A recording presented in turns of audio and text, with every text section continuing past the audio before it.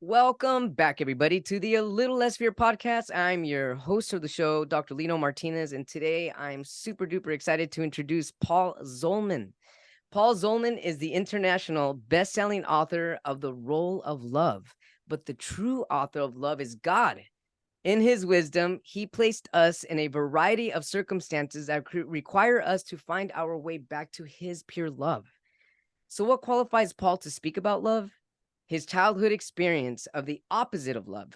From that austere beginning and the distaste it informed inside him, he searched for and eventually created a method that transformed his life from anger to loving everyone. I love this topic. Welcome, Paul, to the A Little Less Fear podcast. Thank you, Dr. Martinez. Great introduction. I appreciate that. And I'm happy to be with you on this podcast. Well, it's your introduction, and this is your story, and this is why I'm excited to get going here, because your topic here is one of my favorite topics, which is love. And so I'm curious, what brought you to the current journey that you're at right now, where you are at today? What brought you to your current passion? I grew up in very adverse circumstances, and I think that it really was something that all my parents knew. And that's kind of what every one of us have, is what our parents do. We're taught that every single day that we're a child in that home. We're taught what our parents knew or what they were taught from their own parents. At age 17 or 18, every child makes that declaration, I'm never going to do that like my parents did it. True. And they're going out on their own and they're going to make their mark, and they're going to go and do that. I was very similar. I left home at age 17 because of that, and it was right after my junior year of high school. I actually moved in with my brother, and he had two small children.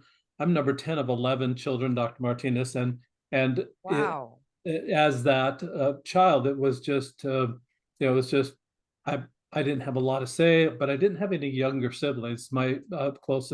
My younger sister actually is only a year younger than I am, so I didn't have the babies to play with or didn't have the younger children. So I really enjoyed being with my brother at the time, and I watched him as a great father. He really did do what he said at age 17 or 18, that he was going to be a better father than our own father.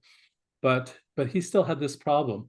He had the problem that my father had, and I saw that he would be annoyed, stacking these annoyances until the straw that broke the camel's back had that flash of anger, and it would happen at just innocuous times. It would just happen.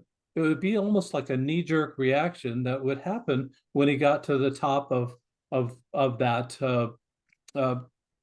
step ladder that he was climbing up to get those annoyances.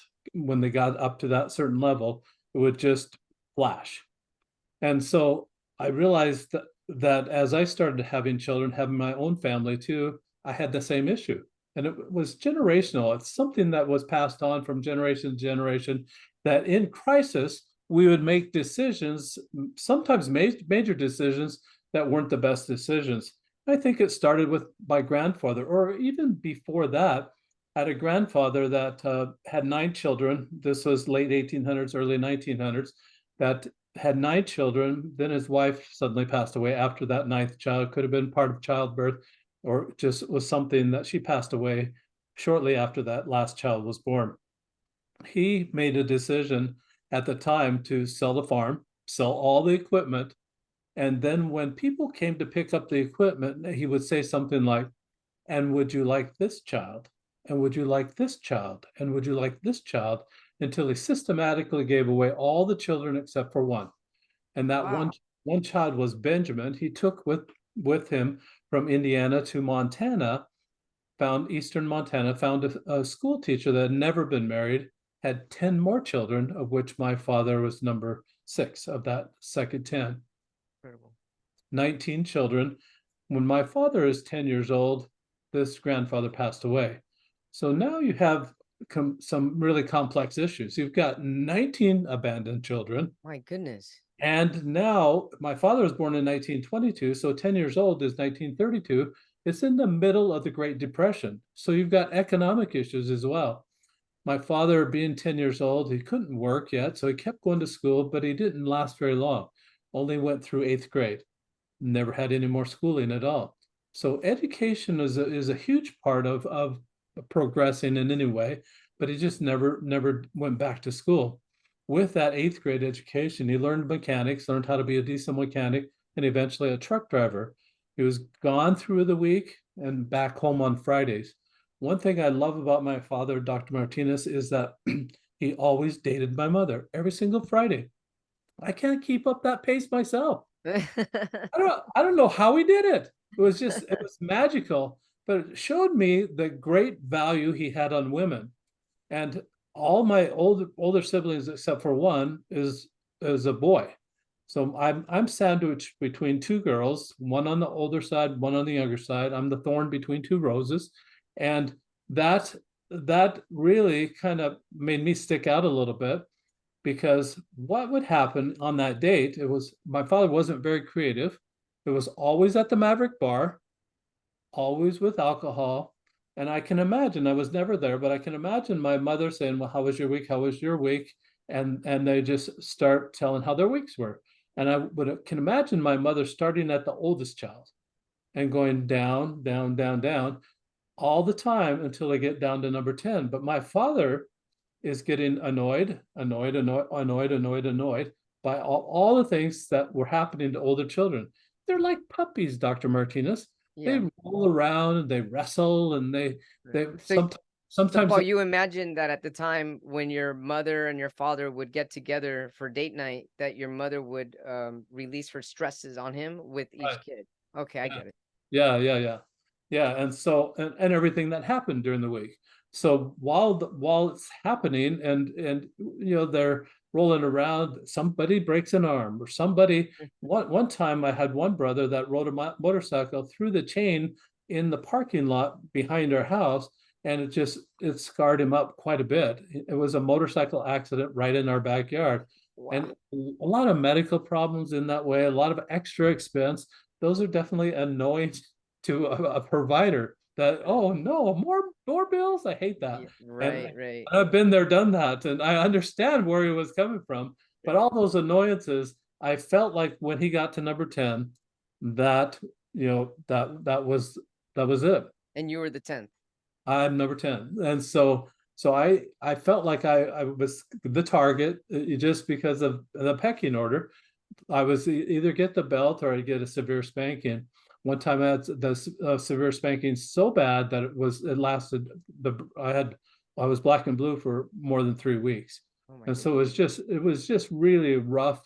It was a lot of verbal abuse, physical abuse, sexual abuse, emotional abuse, social abuse. There was all these kinds of abuses that were being passed on now to 11 children. I imagine it was passed on to him from his family Sure. dynamics as well. So that's kind of where I came from. Didn't want to be there. I didn't want that angry culture in my life, and the angry culture to me looked like people talking over one another. Just Yeah. as number 10, I didn't have any voice, hardly any voice at all. Everybody's older, everybody's wiser. My father used to say it like this: oh, you're still wet behind the ears. And it's just like I just barely came out of the womb. I had known nothing. And it's just that type of comments. I remember one time he was playing with my oldest son, and he threw him up in the air and was catching him, just throwing him up in the air. And he was just having a good time with him, or he'd hold him up in the air and then he'd say, you're no good. And that was just kind of his way of playing with them, but that was the flavor of the anger. It just has that culture that Mhm. you don't know how to get out of it, and I imagine he did not know how to get out of it either. Right. Yeah. So that's kind of where we went. But I didn't want that. Did not want it in my family. And as much as I would say it, it came out negative. I said, I Yeah. don't want to be angry. And so when it comes out negative, it doesn't manifest in a positive form. It still manifests negative. And Sure. so I realized that in math you can multiply two negative numbers and they become a positive. Right. It wasn't working for me in, Yeah. in this relationship stuff. So that's kind of the backstory. I'm curious. So you had a sister below you, correct? Yes. Do you remember if she had the similar experiences that you did being down at the bottom line of all the kids? I Or did don't she get treated differently because of her gender? absolutely that my father valued women. My older sister actually had a nickname, and that was very kind of endearing. I'm not going to even tell you because she'd be really mad at me if I did on this public format. But my younger sister had a more derogatory nickname, and so there was problems with her, and the older brothers picked on the youngest. The youngest always gets that, and I was the youngest boy. So I got it as from the in the boy format. She got it in the girl format for being the youngest that way. Did you feel protective over your sisters being in the middle I between them? did. I played with them a lot, and I really have a softness toward women more than I think my brothers do in that way. That I feel like I have a better understanding in that way. And even going through, it's a great question, Dr. Martinez, and even going through high school, I just felt like I had a closer affinity toward the personality of women, and just getting to know the girls in my high school classes, and just having a uh, a great conversation, or just a great date, or whatever it was. I just had a good time with the girls that I went to high school with. So coming from a family of 11 children and you being the 10th in between two girls, two females, do you feel that having that experience, that lived experience, helped you become more compassionate, empathetic, leaning more towards the soft heart that you've acquired now? I think that it really contributed to that, but in the anger culture, I would think that I really, if someone else looking in was looking at what I was doing, they might not think it soft-hearted, because I agree. but it may have been soft-hearted for that angry culture. And I really felt like there was something better. There always is something better, and I always felt that way. That there's got to be a better way. There's got to be a better way to manage relationships. There's got to be a better way to discipline. There's got to be a better way to communicate. I always felt that way. And so you found through life, you found a way to transform this ancestral anger into love. It came about 15 years ago. I was actually, all this anger and 23 years and 23 and a half years of marriage really was contributory to the demise of my first marriage. And so I was single, and so I was dating about 15 years ago. And while I'm dating, I found my sister, older sister, introduced me to a woman that I found and got serious with. Took this woman up to visit with my brother. Number 10 of 11, you always have to have big sister, big brother approval. Uh, in the day, Dr. Martinez, I was the human remote control. My legs were shorter. I could run to the TV. I had to walk up to the TV and Oh yeah. turn the knob to change the channel on TV. I was a human remote control. Oh my goodness. Well, I had to do what older brother, older sister said. So I always had uh, felt like I needed that older brother approval, and that validation from them for everything. This wasn't any different. And so I took this woman up to my brother, 300 miles north of where I live, and first thing that happened as I'm bringing her in the house, my sister-in-law pulls her aside and said, "The only emotion that the Zolman family learned growing up is anger." At first I didn't know. I said, then it made me mad. Yeah, you responded with anger. Exactly. And so I Yeah. validated exactly what she says. And I realized that at that moment, I had a choice. I can change that perception of the Zolman family right here and now, change it forever, or change it for me. And I realized that I needed to do that for me to even progress. For any outsiders looking in, if they're looking at us and as an angry family, we're still in that angry culture. I had to find a different culture. I had to really kind of divorce, so to speak, that culture, and find something that would work better for me and any of my children. Hopefully, they would come along and do that. And I think that they've done that for themselves. I know that they've made that vow at age 17 or 18 that they're going to be a lot better than their father. Thankfully, they have been. They're doing great. And I have 8 children. So from my grandfather at 19, my father that had 11, I have 8. My children are only having 3 children, Dr. Martinez. I don't get this. Maybe Dr. Martinez, you can help me understand why I can't have more grandchildren. I want more grandchildren. Figure that out. So anyway, I started reading the color code and started reading the 5 love languages.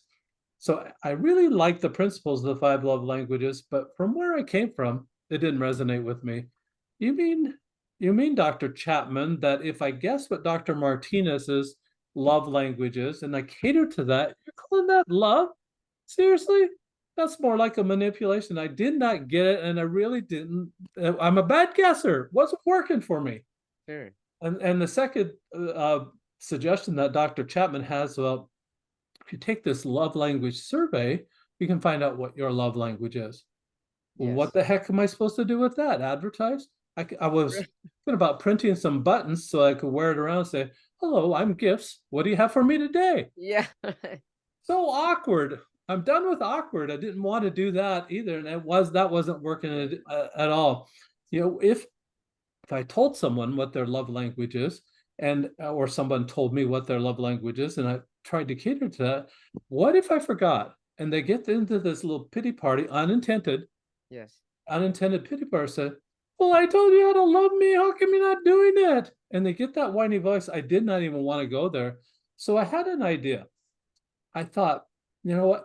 As dysfunctional as our family was growing up, sometimes we played games. And when we played games, there'd still be the smack talk, there would still be all the put downs, very aggressive competition, all that's in that angry culture. But it was fun. It was something that was fun. What if I made this a game? So I contacted Dr. Chapman and said, are you licensing those little icons, the little pictures that you have for the love languages? And after a little while, his attorney wrote me back and said, no, we're not doing that at all right now. And so I had a copyright attorney friend that I knew here in town. So I took the idea to him and I said, what can I do about that? He said this. He said, theory, like the love language theory, is not copyrightable. Application is. They weren't doing it as a game, so I realized I can make my own icons, make it into a game, get the copyright for it. So that's what I did. So I created a cube that I have right here. It's just I love that. it's about 1 inch by 1 inch. And so on the cube right now, for the listeners that aren't seeing it, it looks like a waiter holding a platter. That would represent the love language of service. These are all pictures, mind you. The next one is 2 hearts or 2 hands put together to create the heart. From that heart, I have a little, like a cartoon conversation fly out. So those would be the words of the heart, or represent the words. The next one is a hand holding an hourglass. The hourglass obviously represents time. That would be the love language of time. A hand holding a gift represents gifts. And then 2 hands touching like they're holding hands would be for touch. I love Five love languages, 6 sides on the cube. I created the 6th side and named it Surprise Me. So there's Dr. Martinez, there's just 2 instructions. You roll the cube every day. Whatever it lands on, that's the love language you practice giving away all day that day. All day to it. everybody. And That's so, beautiful.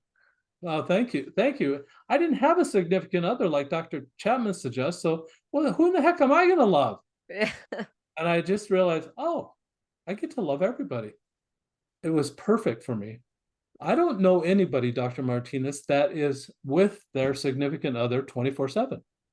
So even if I did have a significant other, just practicing it with that person, at home I'd be loving, at work I'd go be mean, go be angry again, come back and try to change that hat and try to change that personality. I needed a consistency for that behavior change and that cultural change to happen. I needed a consistent pattern of life. This provided that. I get to love everybody. And it was absolutely perfect for me to make that change. What I realized what was happening in the annoyance, it was always about being annoyed with other people. Yeah. I realized I was rarely annoyed about myself. Well, there was one time I was so annoyed with myself that I didn't talk to myself for 3 days. What do you mean you didn't talk to yourself for 3 days? It's a joke. Oh, Hey, Paul, I don't know. There's some people that would probably sit in How do you silence do? and How really do you do kind of that? ignore their own needs, or I mean, I'm not really sure. How do you do that? Yeah, tell me how you do that, Dr. Martinez. You're Maybe the ignore your own self needs. I guess that would be a way, right? well, yeah, you're still talking to yourself. I'm ignoring that. I mean, you're still talking. It's a joke. Anyway, so I just became annoyed with what other people were doing. And I realized that part of that angry culture is there are no boundaries, absolutely no boundaries. And I needed to draw that line that says, I'm not responsible for the choices of that person. Neither am I responsible to criticize or to measure their progress in whatever they're doing. It's their Right. choice. Oh, that was such a burden lifted off me. It It was is. just something. Oh, you mean I don't have to worry about that? I can help them. I can offer a suggestion. I can offer advice, but unless I get permission, I Yeah. can't give that advice. And I realized that has to be hard and fast rule for me to be able to do what I'm doing. When I realized that, then I realized, well, I was focused on their negative parts anyway. Most people that I'm talking about were maybe 10, 20% negative, or they had some faults or some misgivings, but 80 to 90% of them are really, really good. Something that they really have great qualities about them. I was missing that whole 80 to 90% of that person. Realized I was focused on their negative parts. When I realized that and realized what was happening, how I was getting angry, how I was getting annoyed, Yeah. I realized now I've just got to change my focus. Instead of looking this direction, now I've got to look this direction. I've got to, instead of looking right, I've got to look left. And it was a 180-degree turn for me by rolling the die and committing and determining to love the 2 seconds it took to determine that, to love all day in that genre. Now I'm watching for what's right about that person. What can I love about that person? Dr. Martinez, I got so busy doing that, I forgot to be annoyed. I forgot to be upset. I forgot to stack that. And it's just changed my life. And so by doing that, the consistency of learning to love everyone, you were then able to silence the anger. Absolutely. Well, the silence itself, it died, just went away all by itself. Do you feel that this also elevated your own self-love? Absolutely. And what I found out for rolling the die is and practicing one type of love language, um, or one type of love every single day, is that it helped me learn that love language, number one. Number two, Right. I'm watching for people to light up. No longer do you have to, Dr. Martinez, say, excuse me, can we pause this relationship for a moment while I have you take this survey so I know how Yeah. to love you? So I can learn your love language. Yeah. So awkward. Watch, just observe, just watch what they're doing. And when they light up, you've discovered a primary or a secondary love language for that person. Mhm. Make a mental note for that person and wash, rinse, repeat. Do it over and over again. But you'll find that 4 or 5 or maybe 6 or maybe a half a dozen, 6 or 8 times a day that you'll light people up. When you make their day like that, it actually is a great satisfaction for you. Oh And I yeah. feel there's a great that satisfaction comes in the form of love. I love that I'm doing this. I love how that fills my well of love as well by sending it out without any expectation of it coming back, Right. and and then watching the results of doing that. You just trust in the laws of the universe that were in place before you or I were born. The law of the harvest, karma, the law of attraction, whatever you want to call it, those laws were in place and they're universal laws. They were in place before we ever came on this earth. Trust that those laws are going to bring it back. What you send out is going to come back to you. Absolutely. It's the gift that keeps on giving. Mhm. And so in this incredible dice that you created, the six side or the question mark side, what is that question mark side where you could choose what love language you want to use for that day? Great question, Dr. Martinez. I live 2 hours north of Las Vegas. A lot of people around here call it dealer's choice. I call it surprise. I call it surprise me. And so it really is the side that day you're watching for opportunities to do random acts of kindness. So it's just it's almost that you know all the love languages. Now you're watching for any opportunity to send out love in any way possible.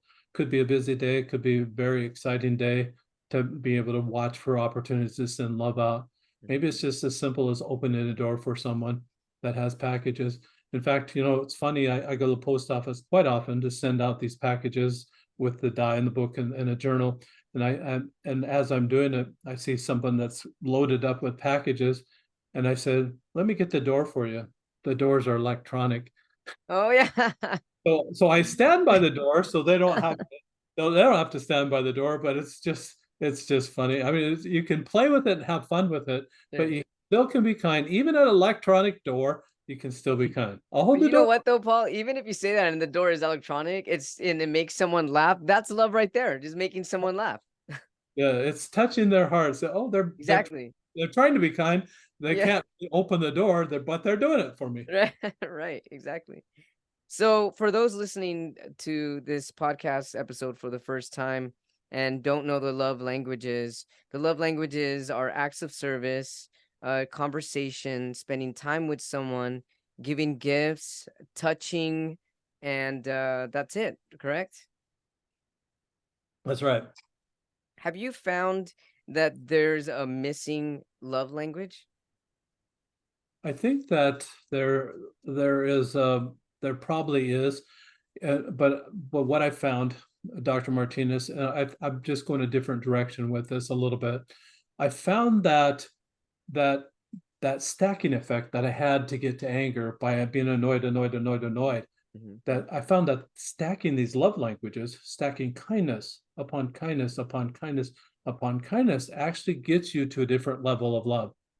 I call it a higher level of love, which would include compassion, intimacy, mercy, forgiveness, sympathy, empathy. Yes. All those are higher laws of love. So as far as love languages, there's a lot of them. But Right. these Dr. Chapman nailed it when he said these really are the basic. They are basic. Everybody should know all five love languages. And the reason I say that is because as I'm rolling the die and over a 30-day period, you'll have practiced giving away all five love languages. By doing that, you know them backwards and forwards. The best part about that is that it gives you that peripheral vision you never had before. Sure. Dr. Chapman nails it. He says that most people will give away their primary love language to somebody else in hopes that it comes back to them. True. That's reciprocity, and reciprocity in that way is a transaction. This isn't a reality show. This isn't let's make a deal. That's not love. You send out True. love without any regard of it ever coming back, Right. and trust that it will come back.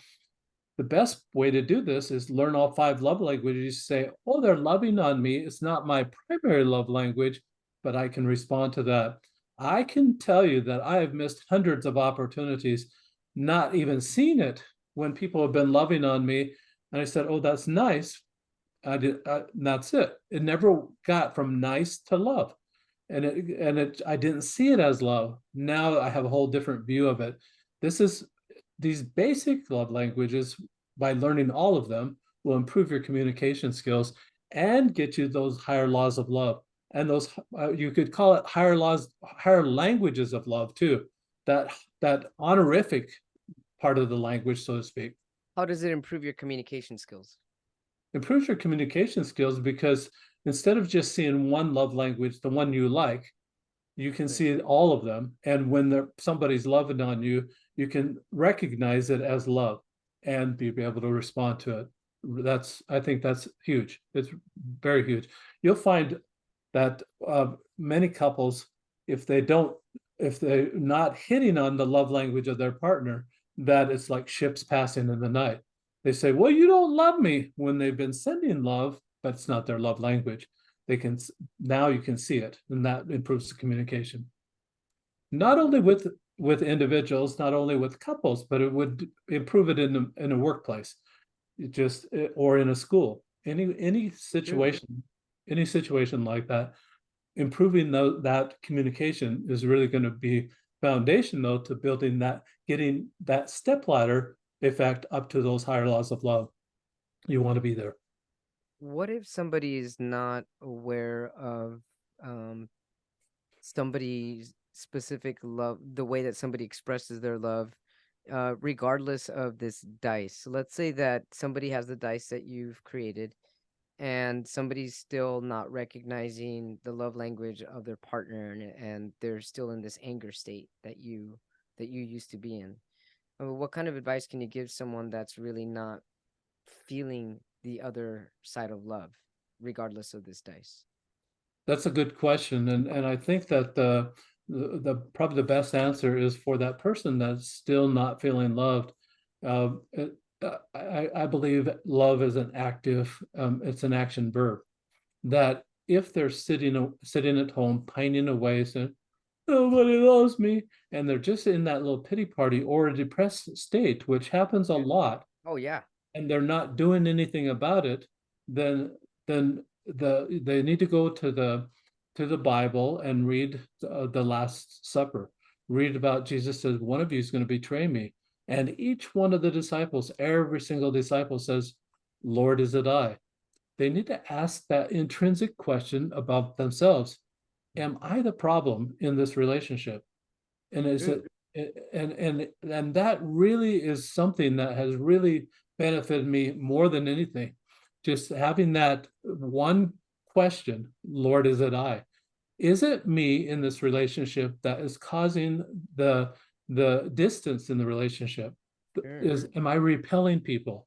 I mean, it's like that person in the swimming pool that has an accident. You have They have an accident and it repels everybody. Everybody said runs away and it said, "Wasn't me, wasn't me, wasn't me." Sure. And that poor person is all by themselves. When you're angry, that's kind of what happens. Is that you repel people, and it's not. And when you have a pity party or you play the victim, you repel people. Oh And yeah. yeah, and so you need to get out of that and just go down the street. If you're feeling blue like that, go down the street, walk down the street, find somebody that feels worse than you do. Sure. Lift them up. When you lift them up, they're going to be grateful and you're going to be satisfied that you have helped somebody that day. You have loved someone that day. Get out of your chair. Go go send it out. And in turn, when you do get out of that pity party and you give someone love, someone that's in a worse place than you are, and you give them some love, you are automatically getting love back, because it takes love to give love. It takes love, some form of love for yourself, even if it's a little bit, to give it away. I think it multiplies, Dr. Martinez. Yeah. I really like the idea of, I don't know if you're familiar with The Sound of Music, but it's a Yes. classic. It's absolutely a classic, and you're musical, so I thought you Yeah. might be. But Rolf is the little delivery boy, has his bike, and he's parked at the on the lawn of the Von Trapp family, and Maria's on the second floor. He starts singing a song to Maria, and in that song he says, "Love in the heart wasn't put there to stay. Love isn't love till it's given away." Yeah. And that's really how we fill our wells. If you Right. want your well filled, it seems counterintuitive, but that's what you have to do. You have to give it away for your well to be filled. That's how it happens. I love it. That's beautiful. Oh man, thank you so much for that. So another question about the dice. So let's say that I roll the dice for today and I get the acts of service Mhm. side. And so my love language for the day is going to be acts of service. So wherever I go, whether I'd go to the grocery store or whether I go shopping for shoes, I'm going to be practicing acts of service to others. And in that, people are going to be feeling the magnification of the love that I'm giving by simply being an act of service, whether it's opening the door. What else is considered an act of service throughout the day to strangers? To strangers, I have neighbors in my neighborhood that when they're out washing their car, say, "I got another one over here for you," and they laugh just like that. But they would people that if they would love their car washed. And so if you get a neighbor like that that says, "Hey, I got one over here for you," go ahead and do it. You're going Yeah. to surprise them, and you're going to send that love out in that way. People that like service are going to light up when something like that happens. You can open doors, you could make a meal, you could write somebody a note, just put little stickies. I had a neighbor that actually he's just a romantic at heart, and he had all these little post-it notes that he put one in the car and said, "This seat has missed you for a long time, and this seat was lonely for you." Yeah. Everywhere she went, it was in the bathroom, it was in the kitchen, it was at the counter, it was on the TV, it was everywhere in the house. He had these little post-it notes that said, "I missed you." It was a great service. It could have been words, but it was also a service for her. So it could have, a lot of these love languages are cross-pollinated quite a bit. In fact, one of the love languages that I think is an umbrella for all of them is the love language of gift. You could give somebody a hug for a gift. You could write somebody a note for a gift. You Yeah. could spend time with someone for a gift. You could make them dinner for a gift. You could do all those sort of type of things. So as far as service go, making dinner, washing their car, vacuuming the floor, taking out the trash, helping with the laundry, any of those things would be service. That's wonderful. That's beautiful. Oh my goodness. I'd like to get some of your dye. Where can people get these dyes? I want to get some of this dyes. Yeah, they're easily available. You can go to rolloflove.com. And I did a play on words, Dr. Martinez. ROLL is something outside of you. A lot of people really can't change circumstances outside of it, but they do have control of changing circumstances within. That is their role, ROLE. Role of love, ROLE of love.com. Incredible. So, what are mental health professionals saying about this incredible dice of yours? Great question, Dr. Martinez. Actually, it was just last year, probably 18 months ago, that a mental health professional that I was showing the diet to and saying, "Is this something that you could use in your practice that would help your patients?" And Yeah. he says, I had to explain it to him. I had to explain almost like we're talking right now. After I explained it, he says, "That's incredible, except my patients need a manual to go with it, because Yeah. and after you learn it, it's easy. And obviously my own testing doesn't say what the public's going to do because I created it. I mean, Sure. that's not going to work. That doesn't count as a test. So that's why he's the one that encouraged me to write the book. And his actually in first the endorsement that he put in the book is the first endorsement in the book of that. And so mental health professionals really are starting to realize that this is a better way. It's cleaner. It's Yeah. so much more simple that you just love everybody. Quit it with just a significant other. That's a part-time job. It do it is. with do it with everybody, and get that into your character. Make that your culture, that you're going to do love and send out love every single day to everybody, and make that part of your personality, part of your character, part of who you are. And I think that's blessing lives right now. Oh, it's definitely blessing lives, and you're blessing me by telling me about this. Thank you. I appreciate it. Thank you. Send love. Oh, you're welcome. So, sending love to everybody. What about using this dice in relationships, in personal relationships, in intimate relationships? As I mentioned, I think that this really is stair steps you to that intimacy. Can you imagine someone insulting, and then asking for forgiveness? And then they come back, and you might say, "Well, you're forgiven this time." And then they go back, insult, and then they ask for it again. It's not going to work so well for Right. them. So the way this helps with relationships is you're walking around thinking, what kind of thing can I do for this person, especially for significant others, especially for your family, Sure. especially for your neighbors and your Yeah. community. You're living together. You're going to see that person again. It's not like once and done. And that's exactly what's happening here, is that these are long-term relationships, and it could be a much longer term relationship. That's what you're building right now. You're building that foundation so that these relationships will last for a long time. it's very interesting that you asked that question, Dr. Martinez, because there's a few in my church congregation that know that I have the die and that I wrote the book. And uh, I was under observation. I did not know people were watching me, but obviously they're watching me. Yeah, They're watching what I say. They're watching what I do. sure. If I'm impatient, they'll say, "Well, that doesn't work for him," and Right.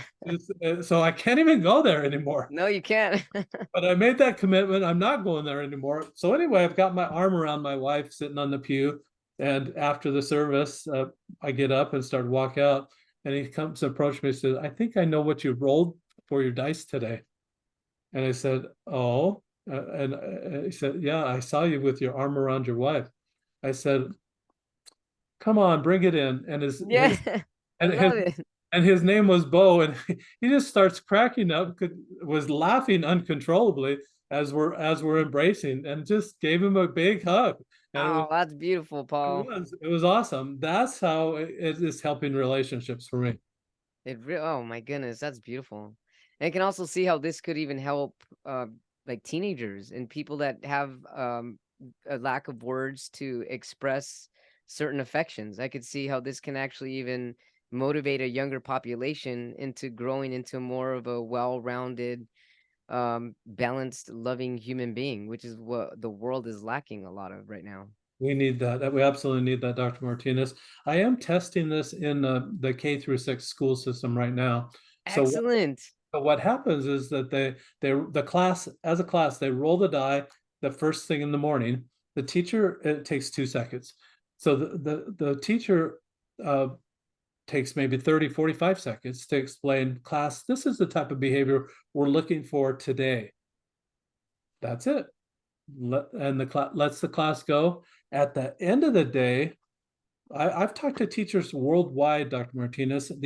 Every single one, without a doubt, says that the last 10 to 15 minutes a day is very non-productive time. The kids have been there all day. They're tired. Their brains are mush. Sure. They don't want to do anything. They Right. can't learn anything. A decompression activity of the best kind is to write in a journal. That's going to take it down a notch. So I created a journal and I provide these teachers with a PDF of this journal page that says what they rolled, opportunities they saw to love in that way, what they did about those opportunities. Now that child is responsible for their own behavior. It's not the teacher, it's not the principal. True. That child is responsible for their own behavior. It took me, Dr. Martinez, to age 35 to stop blaming my father for these awkward situations, that stacking of annoyance on top of annoyance and having that flash of anger. 35 years old. Now, now they can get it at 6 years old. The second thing that happens with this is I remember my first grade teacher. I remember her name, So do I. So do I. but I don't remember second, third, fourth, or fifth. I do remember Oh, wow. sixth. But I remember her name, and it must have really been a huge contrast of a situation from home to that school, and just I loved that first grade teacher. Absolutely loved her. I would have loved to have a love journal. So what this journal does for her, for the student parents, the teacher checks it off that the student did that, might scan through the story. The next day, if they've got some really good stories, they'll read the story in front of the class. Look what Johnny did. Look what Susie did yesterday. Listen to that. And that's going to motivate those kids to say, well, I'm going to do something like that today. I'm going to do something really special so Yeah. that my journal page is going to be read tomorrow. And they're just having a little internal competition there. The second thing that happens, though, is that teacher checks off that it was done, sends it home with the child. The student parents will put those in chronological order. At the end of the school year, guess what you've got? You've got a journal, a love journal of that first grader, or that third grader, or that sixth grader. It's a wonderful thing that you can look back 10 years, 20 years down the line, or even when you have your own children or grandchildren, look back on that love journal from first grade or those primary grades, and you'll laugh, you'll cry, you'll have just a wonderful thing that builds a foundation for these kids. It's going to tamp down even the inclination to have any misbehavior or any bullying or anything like that. Just tamp that down and just teach them these basic love languages. So to improve their communication right out the gate. That's really powerful, Paul. This is really powerful, going into the schools and basically giving them the abilities to transform their lives through love. And I can really see this going to the high schools and changing, since the most angered populations are the teenagers. And Mhm. that's really where it all begins, their anger issues. So it's really incredible that you're starting with the youngest, and that's going to basically go with them and stay with them throughout the rest of their lives. I hope so. I hope so. And just make the world a little bit better place. That's all we're here to try to do, Dr. Martinez. Just make the world one by one just a little bit better. Well, you are, because you're planting these seeds and with the youngest population, and that's the next generation and the generation after that. You're changing ancestral anger and these patterns that no longer serve humanity. This is really incredible of you, Paul. Wow. Thank you, Dr. Martinez. It really is a joy. It's a labor of love. It's and pardon the fun. It is really it's fun. It's just fun to watch people light up and fun to just love. I mean, who could have known that loving is so much fun? And it's really not the romantic love, it's the decency and the Yes. kindness to one another. Yes. And it's just how it comes back. Today I rode a bicycle. I have an e-bike and I rode it a couple miles away. I was right before a podcast that I was doing earlier this morning. I was going to go get some breakfast at Chick-fil-A. I get there and I get in line and I tap my pockets. I forgot my wallet. And I just exclaimed it like that out loud. And there was one other guy in front of me and another guy waiting for his food. And then I walked out and I said, put my bike helmet back on. And this guy that was waiting for his food came out and says, "Let me buy you breakfast." And I said, really? Oh, that's so nice. And just humanity's out there.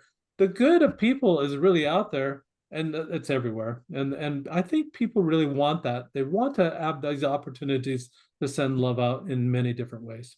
You're also getting that back through karma. All that love that you're giving, I mean, that's just the universe. That's God giving it back to you. All the Absolutely. love that you're giving, this breakfast, this offer of let me buy you breakfast, that's because of how much you're already radiating. You're getting it all back. How beautiful is that? Oh, it's fun. It's really fun, Dr. Martinez. And I love that it comes at opportunities and times you wouldn't ever expect. I was ready to ride my bike back and say, forget it, I can't do it. I don't have any more time to go back and then come back again on my bike. And so, and by allowing somebody to gift you the gift of breakfast, of a gift of what is that in that case? It's just a gift. It's a gift of is it Yeah, service at that point? it could be a service, it could be a gift, it could be, yeah, it's all a gift. Yeah. And by you accepting that gift of breakfast from somebody, you're also allowing them to practice their love language. And in that reciprocation, the both of you are lighting each other up. It's really magical. Could be a random act of kindness as well. Yeah. Oh, I love this. It So, where surprised. can our viewers, our watchers, and our listeners find your dice, find your book, and that journal that you have? So it's all in a bundle, and the bundle's $29.99, and it's actually about 20% off the full retail price of each individual item. It's a whole lot less than just one therapy session. Yeah. So it's at rolloflove.com, ROLE of love.com. At rolloflove.com. And how can our viewers, our watchers, and our listeners find you if they'd like to get a hold of you? They can find me at there's contact at rolloflove.com. Oh, They great. can find me there. They can leave comments there as well. That's probably the best way to find me. They can also, if you've got a lot of audio listeners that are just audible type listeners, if they want to listen to the audible of the book, they'll need to go on Amazon, but Oh, excellent. they don't want to search for Roll of Love on Amazon because you're going to get love this, love that, love a million things. It's going to be needle and haystack trying to find that. Sure. Type in my name, Paul Zolman. It should come right up. Okay. And then there's a Kindle version and the Audible version of the book. Excellent. And do you have social media? Social media is Roll of Love Dice on Instagram and Facebook and LinkedIn. Excellent. Thank you so much, Paul. It's been a pleasure. It's been an honor. Thank you for your acts of love. It's just really magical and it's beautiful. And I'm glad that we can lovingly have this incredible conversation on a Little Less Fear podcast. I wish you and all of your loved ones and your family members an incredible amount of just grace, gratitude, and goodwill for everybody. Thank you so much for sharing your light. Thank you, Dr. Martinez, and thank you for your gift and love and time that you've given me to be on your Oh, podcast. I love it. I love this. You're Been a, welcome. been a pleasure to be with you. Absolutely. Likewise. Thank you.